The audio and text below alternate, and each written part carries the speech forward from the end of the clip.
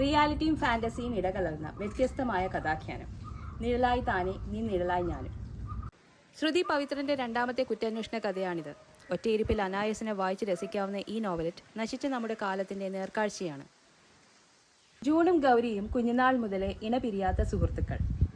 അവർ ഒന്നിച്ച് താമസിച്ചിരുന്ന ഹോസ്റ്റൽ മുറിയിൽ ഗൗരി വളരെ ദുരൂഹമായി കൊല്ലപ്പെടുന്നു. സംശയത്തിന്റെ മുൾമുനയിലേക്ക് ജൂൺ അകപ്പെടുന്നു. അവളെ വിശ്വസിക്കാൻ പലരും വിസമ്മതിച്ചു, അവളുടെ അമ്മ പോലും. പക്ഷെ അവൾക്ക് തെളിയിക്കണമായിരുന്നു അവളുടെ ഉറ്റ സുഹൃത്തിനെ കൊന്നതാരെന്ന്.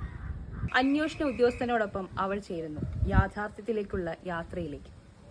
ശ്രുതി പവിത്രൻ എഴുതിയ വളരെ ചെറിയൊരു ക്രൈം ത്രില്ലർ നോവലാണിത്. വെറും 63 പേജിലൊതുക്കിയ ഒരു കുട്ടി നോവൽ, പക്ഷെ വളരെ മികച്ച രീതിയിൽ ആവിഷ്കരിച്ചത്. ഇല്ലസ്ട്രേഷൻസോട് കൂടി എഴുതപ്പെട്ട ഈ നോവൽ പ്രസിദ്ധീകരിച്ചിരിക്കുന്നത് യുവമേള പബ്ലിക്കേഷൻസ് ആണ്. 150 രൂപയാണ് ഈ പുസ്തകത്തിന്റെ വില. അപ്പോൾ വായിച്ചു നോക്കൂ ശ്രുതി പവിത്രൻ എഴുതിയ നിഴലായി താനെ നിൻ നിഴലായി ഞാനും.